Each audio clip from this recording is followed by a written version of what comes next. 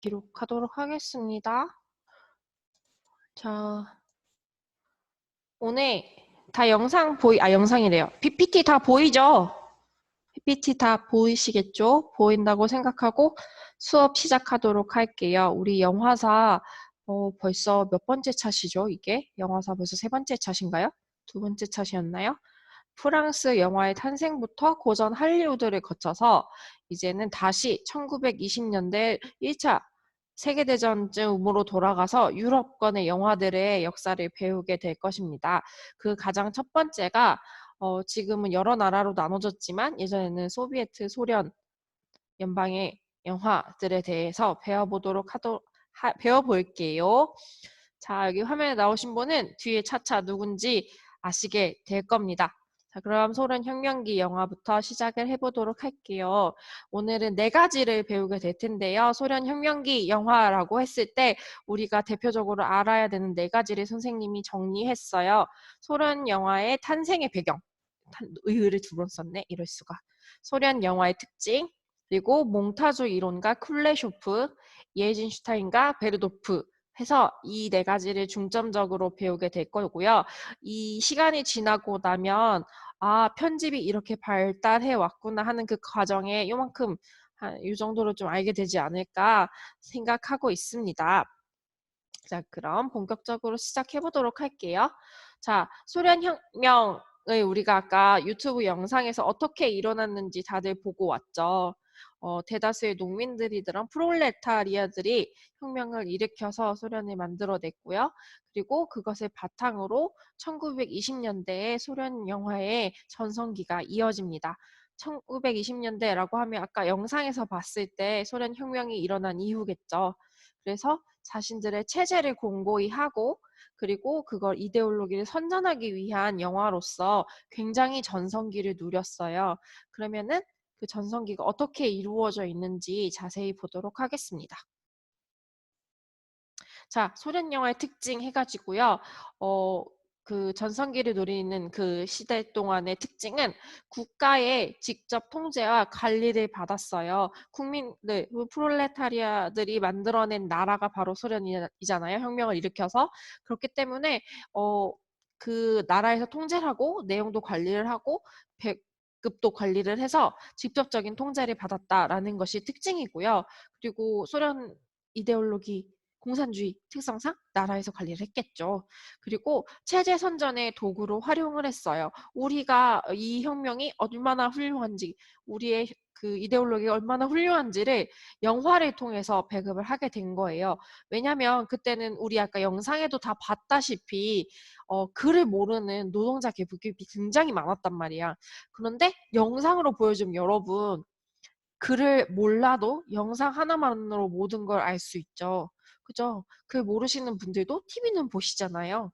영화도 볼 수 있고 다만 뭐 자막 영화는 못 보겠지만 나라에서 만든 영화니까 저게 저런 거구나 좋은 거구나 라고 문맹률이 높아도 자기의 체제를 공고히 할 수 있었다. 그게 바로 영화가 가져다주는 큰 힘이라고 이 사람들은 알고 있었던 거야. 그리고 이런 체제를 선전하기 위해서 이제 어떻게 하면 우리 체제나 우리 이데올로기를 잘 보여줄 수 있을까라고 하다가 몽타주라는 이론을 발전시키기까지 해요. 대단한 나라죠. 이게 영화사적 발견으로 되게 큰 기록이라고 할 수 있어요.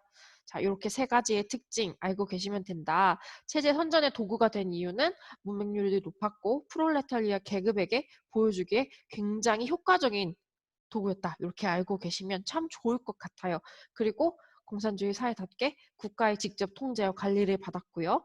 거기서 몽타주 이론이 시작되었다. 요게 세 가지 특징. 소련 혁명기 영화라고 하시면 바로 요 세 가지가 떠오르셔야 됩니다. 세 가지 잘 기억해 두시고요. 다음은 이제 몽타주 이론과 쿨레쇼프에 관한 것인데요. 이제 몽타주가 무엇이냐? 프랑스 말로는 조립이라는 뜻이에요. 왜 조립일까? 왜 조립일까는 뒤에서 배우게 되는데요. 일단 이 아저씨가 한 명 있죠. 위 1, 2, 3, 4 표정이 어때요? 다 무표정하지 않아요? 다 똑같아요. 그죠? 지금 붙여놓고 보면 똑같아요. 근데 그 무표정 아저씨 표정 다음에 어떤 숏을 붙이냐에 따라서 관객은 받아들이는 게 달랐다 이거예요. 이게 바로 쿨레쇼프 실험이고 쿨레쇼프 효과라고 이야기도 하는데요. 쿨레쇼프가 무표정한 남자의 뒤에 서로 다른 각기의 컷을 붙여서 관객들이 어떠한 감정을 느끼는지 실험했어요. 그랬는데 분명 우리는 무표정한 남자의 표정을 찍고 그 뒤에 편집을 통해서 관 속에 누워있는 죽은 여자아이를 붙여놨을 뿐인데 남자는 무표정했음에도 불구하고 관객들은 저 남자가 너무 슬퍼 보여요 라고 이야기를 했다는 거예요. 또 심지어는 똑같은 남자의 표정 뒤에 스프 그릇을 갖다 놓았을 뿐인데 저 남자 배고파 보이는데 저 남자는 분명 배고파요 라고 이야기를 했고, 그리고 아름다운 여인을 갖다 놨을 때는 욕망을 느끼는 것처럼 보인다 라고 이야기를 했던 거예요. 그래서 이 실험을 통해서 쿨레쇼프는 어떠한 한 샷에 다음에 어떠한 샷이 오는지에 따라서 사람은 그것을 다르게 받아들인다라는 걸 깨닫게 된 거예요. 이거 여러분들은 잘 알고 있죠? 우리 수없이 봐온 영상들 다 이런 식으로 이루어져 있잖아요. 그죠? 방송도 그렇고 반응샷도 이렇게 보여주고, 이건 이제 우리가 그냥 보다 보니까 습득된 거지만 이 시절에는 이런 편집 기법을 영화가 탄생한 지 얼마 안 됐기 때문에 이러한 걸 실험을 통해서 발견해냈어요. 되게 멋있지 않니? 이런 거를 알게 되었어요. 그죠? 어때요? 이해가 되시나요? 이제 이게 몽타주 이론의 초석이라고 할 수 있고요. 잠깐만요. 그리고 이 몽타주 이론을 조금 더 쉽게, 쿨레쇼프의 몽타주 조금 더 쉽게 설명을 하자면 A가 있고요. B라는 컷이 있어요. 이 둘을 합치면 C가 된다. 전혀 다른 의미의 무엇이 되었죠. 이게 되게 선생님 어떻게 설명을 해야 되나 쉽게 해보려고 노력했는데 A와 B가 붙었는데 A, B가 되는 것이 아니라 이 두 개가 합쳐져서 아예 새로운 것이 된다라는, 어떻게 보면 선생님 A, B처럼 생기긴 했는데 이걸 다른 색깔로 했었어야 되는데 선생님이 아예 A랑 B랑 더하면 아예 다른 C가 될 수 있다. 다른 모양이 돼버렸죠. 그거를 좀 알으셨으면 좋겠어요. 이게 쿨레슈프 실험을 통한 몽타주 이론의 초석이다 라고 알아두시면 될 것 같아요. 어렵지 않죠? A 플러스 B는 C. 그래서 몽타주가 왜 조립이냐? A랑 B를 조립해서 새로운 의미를 만든다 라고 해서 몽타주라고 생각하시면 돼요. 현대의 몽타주는 아주 긴 시간을 짧은 컷을 통해서 줄이는 것도 몽타주라고 하고요. 지금 이 시대의 몽타주는 컷과 컷을 붙여서 아예 새로운 의미를 만들어낸다의 몽타주 이론이에요. 두 개가 조금 다르긴 한데 같은 용어를 쓰더라고요. 요거 구분 잘 하실 수 있었으면 좋겠어요. 몽타주가 아주 많은 이론이 있어서, 자, 그럼 쿨레쇼프와 몽타주 이론의 기본을 배우게 되었어요. 쿨레쇼프 효과를 통해서 쿨레쇼프는 A와 B를 더하면 C가 된다를 알아냈고, 몽타주는 어떠한 컷과 어떠한 컷을 붙여서 다른 것을 만들어낸다. 그리고 몽타주의 원래 뜻은 조립이다 라고 알고 계시면 될 것 같습니다. 이해되실까요? 되셨을 거라 믿습니다, 여러분. 다들 졸고 있는 거 아니죠? 갑자기 막 PPT 보고 막 역사 나오고 막 그러니까. 자, 다음으로 넘어가면요. 세르게이 에이젠슈타인이 나와요. 이제 쿨레쇼프가 몽타주 이론의 기본을 다졌다면 그 다음에 소련의 영화 감독 세르게이 에이젠슈타인이 점점 몽타주 이론을 발전시켜 나갑니다. 이 오죽하면 그 3학년 선배 중에 어디지? 인스타그램인가? 무슨 아이가 이 감독의 이름을 그대로 인스타그램으로 쓰던데 아이디로 누군지 모르겠다. 자, 소련의 영화 감독 있어요. 맞아요. 그런 선배가 있어. 영화 감독 에이젠슈타인은요. 독창적인 몽타주 이론을 정립함으로써 영화 언어 발전에 기여한 감독입니다. 되게 독특하게 생겼죠. 머리가 누가 봐도 예술가 같지 않니? 선생님이 첫 페이지에 넣어두었던 사람이 바로 이 에이젠슈타인이에요. 소련 혁명기 영화 하면 아까 처음에 배운 누구였죠? 갑자기 생각이 안 난다. 쿨레쇼프, 에이젠슈타인, 지가베르토프 이 세 명을 꼭 생각하실 수 있어야 돼요. 지금 두 번째 세르게이 에이젠슈타인을 배우고 있다. 몽타주 이론을 정립하고 영화 언어 발전에 기여한 사람, 감독이라고 알고 계시면 돼요. 얼굴도 알아두시면 참 좋겠죠? 자, 그래서 이 사람이 만든 영화 중에 가장 유명한 영화가 전함 포템킨이에요. 전함 뭐겠어요? 전쟁에 쓰는 모함이겠죠. 그 배 큰 거? 이름이 포템킨인가요? 포템킨이라는 이름을 가진 전함 영화인데요. 아까 그 소련 혁명 관련한 그 유튜브에서도 이 장면이 잠깐 나오지 않나요? 보지 않았어요? 선생님 보니까 잠깐 스쳐 지나가던데. 그죠? 나올 텐데. 혜령이 말해볼까? 유모차. 맞아요. 유모차 지나가고, 맞아요. 계단에서 질서 정연한 구대들이 내려오고, 그 밑에 사람들이 막 혼란스럽게 뛰어내려가는 장면이 아마 그 유튜브에서도 나왔고요. 그 장면은 영화사의 가장 위대한 장면으로 꼽히는 오데사의 계단 시퀀스예요. 여기가 그 오데사의 계단이란 곳이고요. 이 장면을 통해서 에이젠슈타인이 얼마만큼 몽타주 이론을 발전시켰는지를 보실 수가 있어요. 어, 보시면 선생님이 아까 말했듯이 위에 보시면 이 시민들에게 총을 겨누고 있는 질서 정연한 군대들, 소규모죠? 소규모 군대들이 내려오고 있고 아주 혼란스럽게 내려가는 시민들의 모습이 배치되어 있어요. 아까 쿨레슈프는 A 더하기 B는 C였다면 여기는 아예 다른 구조를 서로 배치시켜서 요게 충돌을 일으키는 몽타주를 만들어낸 거죠. 자, 그래서 보시면 질서 정연한 군인과 혼란스러운 시민의 충돌을 일으킨 거고요. 뒤에 보시면 계속 알게 될 거예요. 어, 여기서 선생님이 마저 설명을 해놨는데요. 아까 질서 정연한 군인이랑 혼란스러운 시민이랑 충돌을 일으켰다면 이런 식으로 충돌을 만들어냈어요. 그러니까 영화 화면에서 수평의 구조가 있다면 수직의 구조를 가진 다른 컷을 뒤에 붙이고 혹은 되게 짧게 자른 컷들 뒤에 아주 길게 찍은 숏을 붙이거나 혹은 흑으로 된 어두운 화면에 그 다음 장면은 되게 환한 화면을 붙인다거나 혹은 정지되어서 이렇게 놀라는 시민이 찾아보면 있거든요. 안경 깨서 이렇게 놀라는 시민이 있다면 그 뒤에는 이동하는 뭐 다른 물체를 붙인다거나 혹은 클로즈업 뒤에 저 멀리서 오는 무엇인가를 찍어서 롱숏으로 붙인다거나 해서 서로 상반된 그 구조를 가진 것들을 붙여서 충돌시켰다라고 해서 충돌의 몽타주인데요. 이렇게 함으로써 얻을 수 있는 효과는 본인이 말하고자 하는 거를 되게 강화시키는 거죠.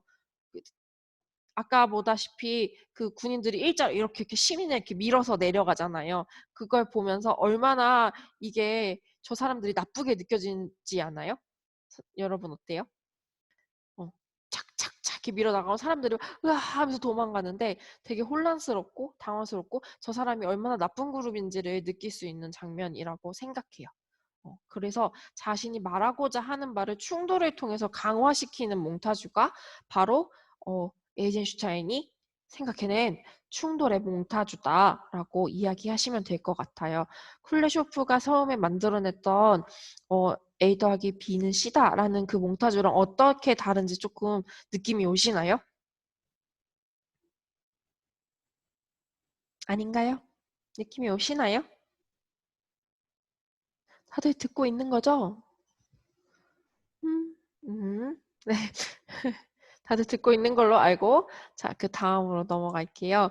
그래서 이 충돌의 몽타주가 여기도 보시면요, 여기는 그 중간중간에 삽입된 인서트 장면인데요. 천사가 이렇게 막 무엇인가 던져서 여기 도시가 무너지는 것처럼 보이지 않나요? 이렇게 이어져서. 그리고 잠자던 사자 조각상이랑 눈 뜬 거랑 일어난 조각상을 셋을 한 면에 딱 병체시키면서 내가 하고자 하는 말을 강화시켰어요. 이걸 보면은 어떤 게 느껴지냐. 사자가 마치 저 시민들을 밀어내는 군인들을 보고 성이 나서 일어난 것처럼 보이게 했다. 혹은 천사가 도시를 파괴하는 걸 보는 것처럼 돼 있다. 라고 느낄 수 있겠죠. 그럼으로써 이 혁명에서 저 군인들이 얼마나 나쁜 역할을 맡았고 시민들이 얼마나 무고하게 희생되었는지를 강조해서 보여주었다. 그리고 어떻게 이뤄낸 혁명인지를 어, 시민들에게 보여주고자 했다. 이해되실까요? 두 번째 사자 사진 너무 기괴해요. 옛날이니까요. 우리가 지금 거의 100년이 흐른 시대 전이니까 그때 러시아에서 이런 양식을 썼던 것 같아요. 머리가 굉장히 굵고 그쵸? 굵네요. 머리가 레게 머리 같아. 이렇게 눈 이렇게 자다가 눈 탁 뜬 느낌으로 한 거죠. 그래서 여기 보시면 선생님이 써놓은 것처럼 사자가 일어난 것처럼 보이는 건 민중이 화가 났다. 이게 바로 이렇게 우리가 요걸 보면은 아까는 충돌의 몽타주, 계단에서 수직과 수평, 혼란스러운 사람들과 뭐지? 질서정연한 군인들의 충돌을 보았다면 이번에는 사자가 일어나는 걸 보여줌으로써 이거랑 이거랑 비슷한데 은유적인 것을 통해서 의미가 생기는 연상의 몽타주다. 요것은 연상의 몽타주다. 이해되실까요? 이해될까요? 이해됐나? 네, 이해됐다고 믿을게요. 그래서 에이젠슈타인이 두 개의 몽타주를 전환 포템킨에서 보여주는데요. 첫 번째는 서로 다른 것들을 충돌시켜서 의미를 강화하는 충돌의 몽타주. 두 번째는 이렇게 갑자기 사물이나 물건을 통해서 은유나 비유를 만들어내서 의미를 강화하는 영상의 몽타주가 있다. 음. 막, 우리 그런 것도 있잖아요. 선생님이 매번 드는 로맨스 영화에서 이제 막 주인공이, 갑자기 둘의 사랑을 깨달았어. 근데 그 사이에 갑자기 꽃이 확 피는 거나, 막 뾰로롱, 이렇게 막 혹은 꽃을 핀다거나 어떤 사물에 비유하는 것도 이런 데서 왔다고 할 수 있지 않을까. 음, 그리고 몽타주까지는 아니지만 이런 편집 기법에서 시작한 것 중에 하나가 불길한 일이 일어날 때 가족 사진 깨지는 것 혹시 들어가지 않니 얘들아? 가족 사진 쾅 깨져요. 그러면 저 가족 파탄 나겠구만. 이런 것처럼 의미를 강화하거나 힌트를 주거나 무튼 그럴 수 있다. 이해하실 수 있을까요? 몽타주 어떤 건지 이해되실까요? 지금은 어쩌면 되게 흔하게 쓸 수 있는 것들인데 이때는 이걸 하나하나 실험을 통해서 발전시켜 나가던 시기였기 때문에 여러분이 저걸 굳이 그걸 왜 이론이라고 하지? 라고 할 수 있지만 이게 대단한 발견이었다. 라고 할 수 있고요. 의미를 강화하고 내가 하고자 하는 말을 편집을 통해서 하는 게 바로 연출이겠죠. 이해되실까요? 그리고 이 연출 방법은 영화에 컷과 컷을 붙이고 뭐 어떤 컷을 병치시키고 병렬시키고 이런 거에 대한 영화 언어라고 할 수 있습니다. 이해되셨죠? 네, 그럼 다음으로 넘어가 볼게요. 두 번째는요, 아까 세 번째 마지막 감독이에요. 지가 베르토프라는 사람인데요. 초기 소련 영화를 대표하는 영화 감독이자 이론가였어요. 베르토프는 영화야말로 인간의 사상을 가장 잘 표현할 수 있는 매체라고 생각했어요. 그래서 소비에트 모더니즘의 선구자로 뽑히는데요. 이 사람이 어떤 걸 주장했냐 하면 일단 선언을 하나 했어요. 키노아이 선언이라고 인터넷에 쳐보시면 무슨 얘기인지 모르겠는 선언이 하나 나오는데요. 키노아이 선언을 통했어요. 영화는 사람의 눈, 카메라는 사람의 눈이다. 진실을 보는 건 이 눈을 통해서다라고 이야기하는 것과 같아요. 짧게 줄이고 선생님식으로 표현을 하자면 그래서 키노 프라우다라고 이야기했어요. 영화는 진실이다. 카메라가 담아서 보여주는 것은 진실이 된다라고 이야기를 했어요. 무슨 말인지 조금 어렵죠. 그래서 그거를 자기가 이렇게 이론을 표현하고 선언을 한 것을 공고히 하기 위해서 카메라를 든 사나이에서 그것을 표현하는데요. 카메라 세상에 눈에 보이는 그대로가 아니라 카메라를 통해서 더욱 새롭게 완벽하게 표현될 수 있다라고 이야기한 거예요. 그래서 영화는 진실이다. 사람이 눈으로 보는 것이 아니라 결국에는 카메라를 통해서 영화가 되었을 때 그것이 진실이 된다라고 이해하시면 될 것 같아요. 이 사람이 주장한 건 그런 거였어요. 카메라를 통한 세상이 더욱 완벽해질 수 있다. 이해되실까요? 어쩌면 맞는 말일 수도 있을 것 같아요. 우리가 쉽게 놓치고 가는 것들을 영화는 포착해서 그 순간만을 다루잖아요. 그렇기 때문에 그 순간 혹은 말하고자 하는 게 더욱 완벽해질 수 있겠죠. 그 주제 하나만 파고드니까. 그래서 그거에 대해서 되게 이론을 발전시킨 사람이고 그거를 되게 깊게 파고들었던 감독이자 이론가라고 생각하시면 되고요. 지가베르토프라고 했을 때 키노아이 키노 프라우다, 카메라를 든 사나이 요 세 개 생각하시면서 이 사람이 이런 걸 얘기했지 라고 생각하시면 돼요. 또 여기에 우리가 바탕으로 깔아두어야 할 것은 영화가 발명된 지 얼마 안 된 뒤잖아요. 그렇기 때문에 막 수많은 이론들이 나오는 때여서 지금은 어쩌면 당연하시 여길 수 있는 것들이 여기서는 발견이 될 수 있었다 새로운 이론의 시작이었다라고 이해해 주시면 좋을 것 같아요. 1920년대 이야기를 하고 있습니다. 세계 1차 세계대전이 막 끝난 뒤고요. 그죠? 1차 세계대전 언제 일어났는지 아시는 분? 이제 영화사 하면 1, 2차는 그냥 외우게 돼요. 1914년부터 1914년부터 언제 끝났을까?